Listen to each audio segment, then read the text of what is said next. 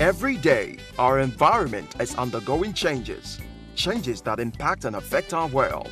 Global warming, climate change, environmental pollution and degradation, desert encroachment and flooding are daily destroying our world and making it unsafe for habitation. How do we cope with these changes? How do we improve the quality of life through our environment? These and many more environment issues will occupy us weekly on Environment Today. It's imperative that people comply with laid down environmental laws if we must enjoy the benefits of a clean and healthy environment. But there are certain habits which are outrightly unfriendly to the environment. Join Nkoli Omodu on Africa Independent Television AIT as we take an incisive and in-depth look at our environment. Environment Today, creating a better and safe environment for the world. Environmentalists are pushing for a strong national policy that would help eliminate lead compounds in paints in Nigeria. The experts who spoke to Environment Today described lead as a toxic metal which harms the environment and the health of everyone exposed, particularly children, as it reduces their intelligence quotient, hence the global campaign to eliminate it. Nervous system damage, hearing loss, reduced IQ, delayed development, and stunted growth. It is one of the main health and environmental hazards associated with paint. Did I also forget to tell you that lead can cause kidney damage and affect every organ system in the body? Yes. In 2010, lead poisoning caused by illegal mining activities in Zamfara State led to the death of at least 163 people, particularly children. Today, lead poisoning in children under 5 across Nigeria is put at 734. This is what is informing the call by experts for effective policies to regulate the use of lead, particularly in paint manufacturing and artisanal gold mining sector. Standard Organization of Nigeria puts lead in paint standard at 90 pounds per million. Lead content in paint at 90 ppm. Why we can't stand with that is that they are not able to hold the industry accountable. What I mean is, you can't take anybody up on that. It's just a standard. It's just to say, okay, this is the standard of level, because there are different chemicals that are found inside paint. So each one has a level or a standard that you must meet to meet maybe NIS standard certification of SON. That is not enforceable. We need to move to a regulatory framework.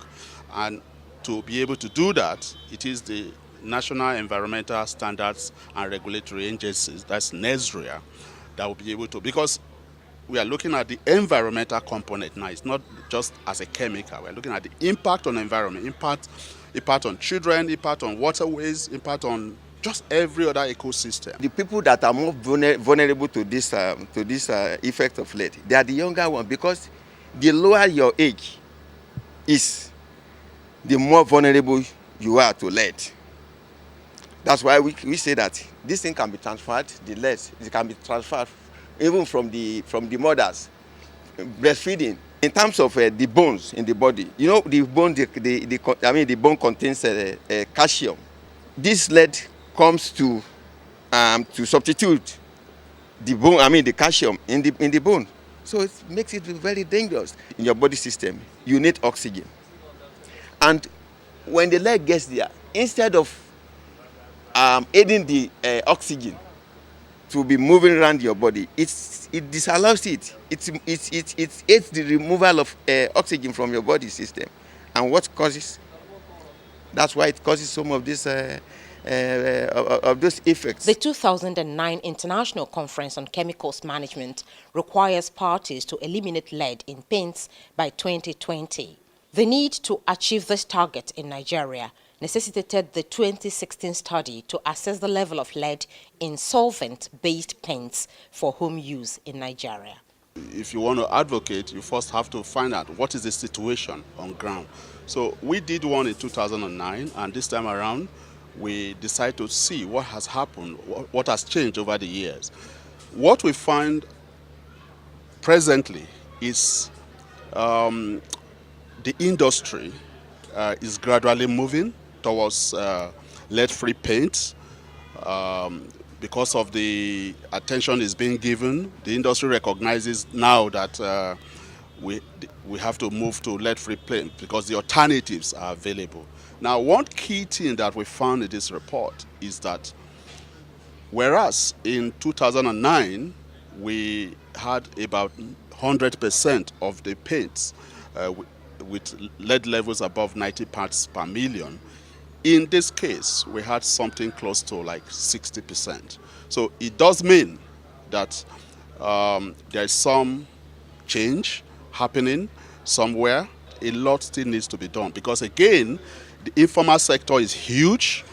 You have a lot of people who just manufacture paints in their bedroom and their backyards and all that. And that is the category of people, and that's the informal sector that we really need to target. Another very important thing that's worthy of note, which is very, very dangerous or important, is to mention is that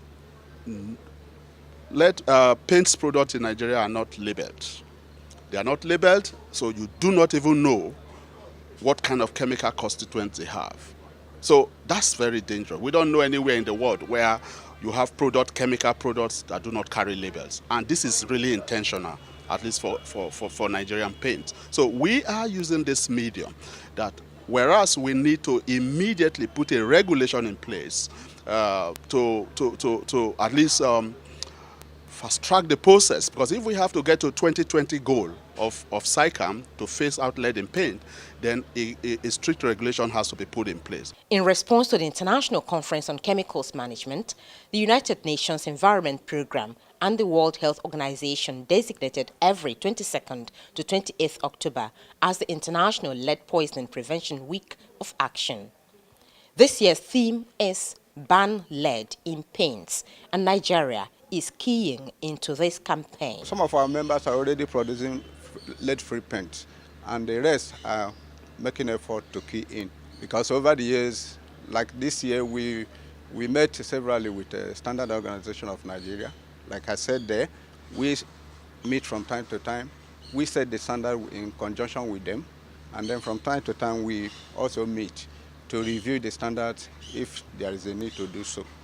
All paint manufacturing factories must comply with the requirements of those standards. And in those standards, we have specifications for lead.